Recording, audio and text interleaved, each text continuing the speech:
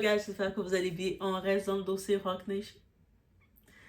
Eh oui. Il y a quelque chose d'autre qui est sorti. Il y a un fameux rappeur. Ça fait longtemps qu'on l'a pas entendu. On avait vu son nom revenir beaucoup. Et je pensais même qu'il allait finir par témoigner dans ce procès-là. Surprise. Mais Meek Mill de Philadelphia, le rappeur, il revient. On sait qu'il était signé dans le management de Roc Nation. Ah oui, guys. Et depuis plusieurs semaines, Meek Mill multiplie les prises de parole publiques concernant sa relation professionnelle avec Jay-Z et Roc Nation. Contrairement à certaines rumeurs qui circulent, il ne s'agit pas d'accusations pénales, mais d'un différend contractuel et financier, tel que Meek l'expose lui-même. Guys, il se passe quoi chez Roc Nation, guys? Il faut me dire. En plus, c'est pas l'Airastar qui vient d'aller signer chez Roc Nation. Pauvre petite, qu'est-ce que tu allais faire, ma chérie? Hein? It's about everything. On regarde le dossier. On regarde qu'est-ce qui se passe dans ce côté-ci de Roc Nation.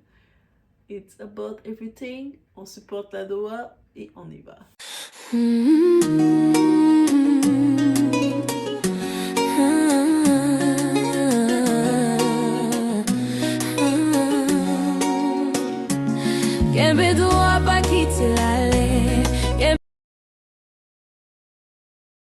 Donc déjà, on va y aller avec les faits rapportés par Meek Mill. Yes. Meek affirme qu'au moment du partenariat entre son label Dream Chasers et Roc Nation, un engagement financier global de 55 millions de dollars lui aurait été présenté. C'est quand même beaucoup. Lui il vient de la rue, mais il a eu ces opportunités-là. La Roc Nation vient l'offrir un contrat de 55 millions. Il est comme, wow, it's a good deal. Yeah, it is. Black excellence, right? Selon cette déclaration, à ce moment-ci, 5 millions de dollars lui auraient été versés immédiatement. C'est sur le coup, dans le 55, on a donné 5 millions. Donc, il reste 50 millions, right? C'est même pas la moitié qu'on t'a donné de ce qu'on te doit. Le reste devait venir suivre. Donc, ça devait venir progressivement, selon des modalités qui, d'après lui, n'ont jamais été respectées. Donc, ça veut dire que sur le fameux deal, il s'est fait rouler un petit peu. Un petit peu? Est-ce qu'on peut le dire un petit peu? On le dit ensemble un petit peu. Meek explique aussi qu'à cette période, il se trouvait dans une situation financière fragile, ce qui l'aurait placé en position de faiblesse lors de la signature. C'est-à-dire que ça aussi, lors d'un contrat, quand tu es vulnérable face à que tu fais le contrat, ce genre de contrat peut facilement être annulé parce que tu dis, financièrement, j'allais pas bien, les sont venus m'offrir un deal, j'étais pas en position de négocier, j'étais en position de faiblesse. Donc, il y a le rapport de force, un contrat peut, avec un bon juge, être annulé. Right? On s'entend? C'est pas illégal que je dis ça, guys. À ce jour, aucun document judiciaire public ne confirme ou n'infirme officiellement ces montants. Il s'agit de la version de Meek Mill telle qu'exprimée sur ses réseaux.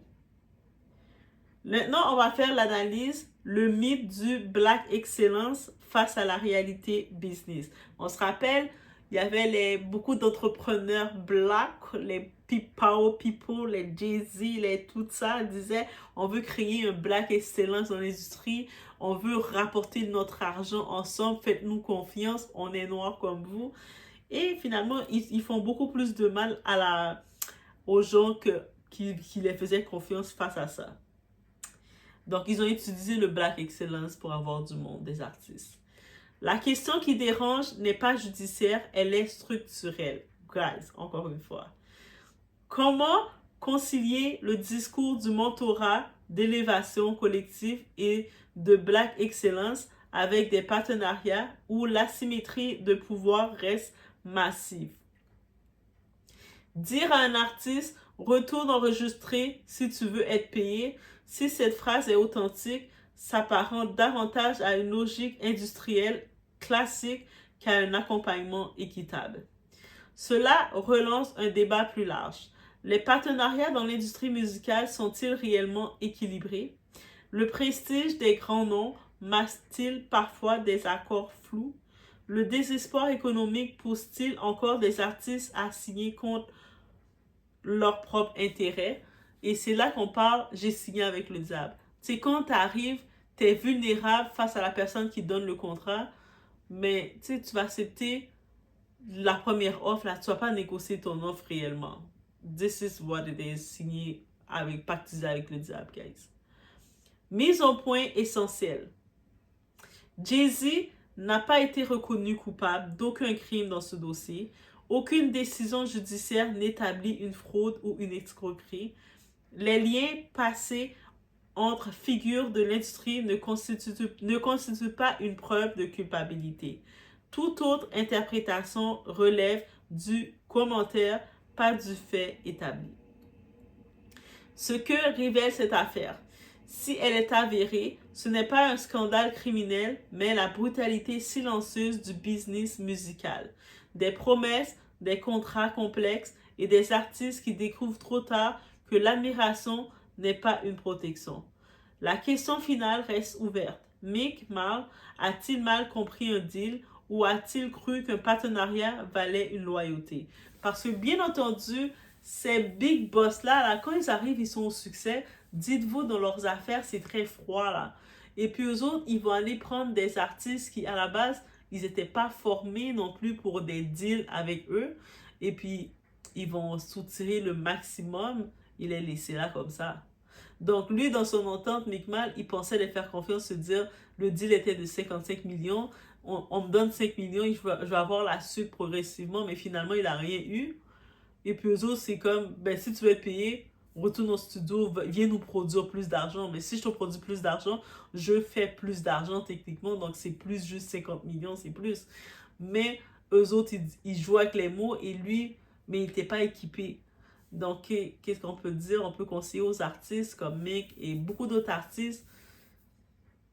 Mais c'est compliqué de les conseiller ça parce que la plupart de ces artistes-là, quand ils ont été pris dans les contrats, ils n'étaient pas équipés, ils n'avaient pas les ressources financières pour gérer ça. Donc, mais de ne pas faire confiance aux grosses machines. Même si la grosse machine va se prétendre Black Excellence, je ne vais pas t'avoir, je suis un frère comme toi, frère. Hé, frère, fais-moi confiance, frère. Frère. He's not your brother, ok? C'est pas parce qu'il a la même couleur de peau que toi que c'est ton frère qui a ton intérêt. C'est ça que j'ai envie de dire, mais je tenais à déposer ce dossier-là parce qu'il y a beaucoup d'autres dossiers qui arrivent, mais ça, c'est Mick qui nous expose ça aussi. C'est une personnalité, c'est un rappeur connu qui nous parle de ça. Il n'est pas le seul et on le dépose. Je fais juste le déposer, guys. Venez pas dire, Doa, pourquoi t'as déposé? J'ai déposé. Maintenant, on regarde le dossier qui est en train d'arriver. Et moi, je suis dans quel dossier? Est-ce que je suis dans le dossier Jay-Z ou le dossier Roc Nation? Ça vient comme ça vient. Ouf! Guys, il y a tellement de choses qui arrivent sur eux autres. Je sais pas où m'en aller avec ça. Donc, on dépose petit par petit les dossiers. On va toutes les rassembler ensemble. Et petit par petit, on va se dire, mais qu'est-ce qui se passe? Qu'est-ce qui passe? Laissez-moi savoir vos opinions, guys. Et c'est quoi le prochain dossier que vous allez voir? Qu'est-ce que vous pensez qui sort encore? Dites-moi. Commencez dans les commentaires à me dire qu'est-ce que vous pensez qui sort encore sur les Roc Nation, sur Jay-Z et sur tout ça. On se retrouve aux prochaines vidéos. La Doa est there. It's about everything. On peut supporter la Doa as you know. Dans la description, vous allez voir comment. On se retrouve aux prochaines vidéos, guys.